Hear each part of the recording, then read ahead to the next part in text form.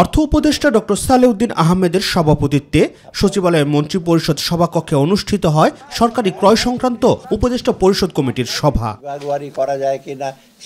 সভা শেষে সাংবাদিকদের প্রশ্নের জবাবে উপদেষ্টা জানান, রাজনৈতিক সরকার ছাড়া শুধু প্রশাসন দিয়ে চালের বাজার স্থিতিশীল রাখা সম্ভব নয়। আমাদের যারা ব্যবসায়ীরা তাদেরকে একটু রেসপন্সিবল হতে হবে। প্রবলেমটা হয়েছে কি, পৃথিবীর অন্য দেশে কিন্তু এইভাবে জিনিসপত্রের দাম কিন্তু বাড়ে না। আপনারা দেখবেন বাড়ে যে যথেষ্ট ভ্যালিড কারণে। এখানে দেখা যাচ্ছে অনেক চাল আছে, তবু হঠাৎ এক জায়গায় ওরা মিলে মিশে এসে করলো। এই জিনিসটা তো আপনার এটার সলিউশন আমি একবার আপনাদের বলেছি, অ্যাডমিনিস্ট্রেশন হয় না, এগুলির সলিউশন কিন্তু একটা পলিটিক্যাল গভর্নমেন্ট করতে পারে, কারণ তাদের এই মরাল সুয়েশন বা করার উদ্দেশ্যটা থাকে।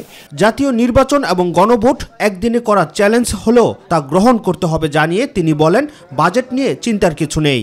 আমরা তো বলেছি নির্বাচনের জন্য, গণভোটের জন্য যে প্রয়োজনীয় যে ব্যয় বাড়বে, ওখানেও তো আপনার লোকবল লাগবে, তাই না, সিকিউরিটি। এটা আমরা বলেছি যে ওপেন।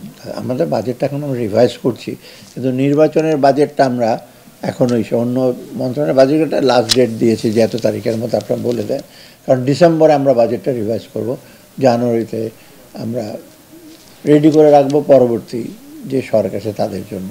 অর্থাৎ নির্বাচনের ব্যাপারে কোনো চিন্তা করার দরকার নাই। চাহিদা অনুযায়ী স্পর্শকাতর ভোট কেন্দ্রগুলোতে বডি ক্যামেরা দেয়া হবে, যা স্বরাষ্ট্র মন্ত্রণালয় দেখভাল করবে বলেও জানান অর্থ উপদেষ্টা। বডি ক্যামেরাটা আমরা একটা সিদ্ধান্ত নিয়েছি, বডি ক্যামেরা যেটা হবে সেটা ঠিক এখানে পারচেজ কমিটি এসে ওরা একটা ডিসিশন হয়েছে, ওদের যে রেসপেক্টিভ যে এজেন্সি আছে ওদেরকে আমরা বলে দিয়েছি বাজেট যেটা আছে ওটা আপনারা ব্যবহার করেন। রাকিব হাসান, মাই টিভি, ঢাকা।